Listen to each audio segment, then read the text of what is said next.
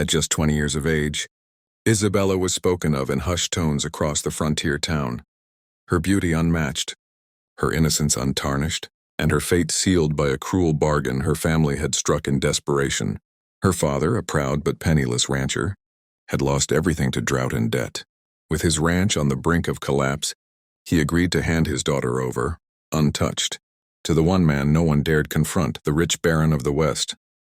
This man, known only as Baron Hallstrom, was feared across counties, not only for his immense wealth but for the coldness in his eyes and the silence that followed wherever he rode. Stories swirled about him, that he ruined men with a signature, that he commanded gunmen to enforce his will, that he had never smiled in his life. When the deal was made, the town whispered that Isabella's fate was sealed forever, that she would be locked in the Baron's mansion high on the hill, a gilded cage from which she would never return.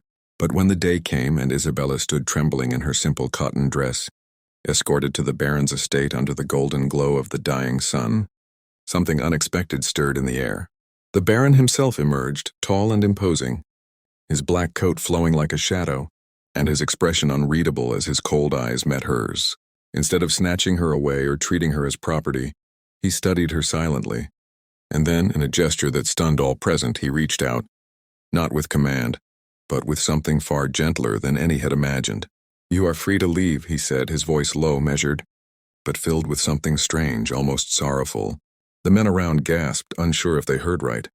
Isabella, frozen with confusion, could not answer, her lips parting in disbelief.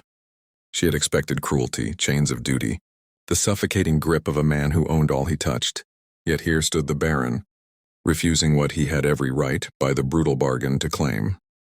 Whispers rippled through the crowd of servants and hired guns, and even her father lowered his gaze, ashamed but relieved, unable to understand why such a feared man would release her without a word of resistance.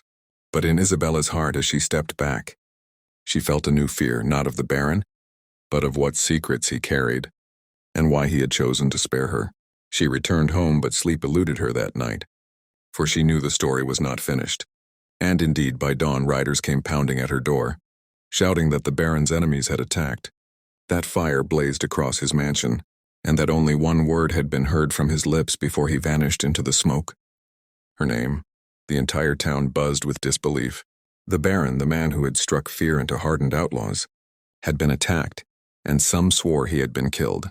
Others claimed he had disappeared with no trace, like a phantom swallowed by his own secrets.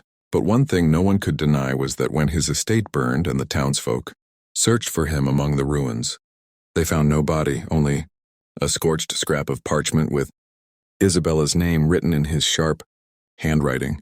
That single detail changed everything. Men who once cursed the Baron now began to wonder, had he truly been the monster they believed, or had he been something else entirely?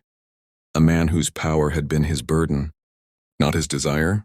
Isabella herself felt the pull of fate, her heart torn between relief at her freedom and the haunting thought that the Baron had somehow chosen her for a reason beyond possession.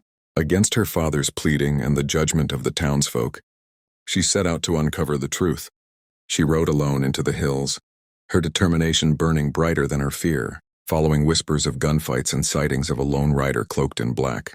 Days turned into weeks, and each clue led her deeper into the Baron's past. Tales of betrayal, of a family murdered by rivals, of a man who cloaked himself in cruelty to protect what little remained of his heart. Finally, in the heart of a canyon, she found him, wounded but alive, seated by a dying fire. His eyes lifted to meet hers, and for the first time, she saw not the Baron but the man, tired, scarred and vulnerable. He confessed that he had never intended to take her, that the bargain had been a test of her father's desperation, and that seeing her innocence had broken the wall he had built around his soul. "You remind me," he whispered, "of all I once loved, of all I thought I had lost."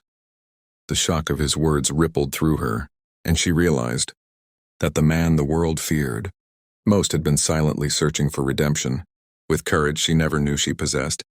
Isabella knelt beside him and promised she would not let him face his demons alone. And when they returned to town, not as captor and captive but as allies, the people who had once feared the Baron now saw him in a new light. Whispers turned to awe, and awe turned to respect. for the love story that had been forged in the fire of fear. What happened next shocked everyone, not because Isabella had been given to the Baron, but because she chose, freely and willingly, to stand beside him. And in that choice, both their lives were forever changed.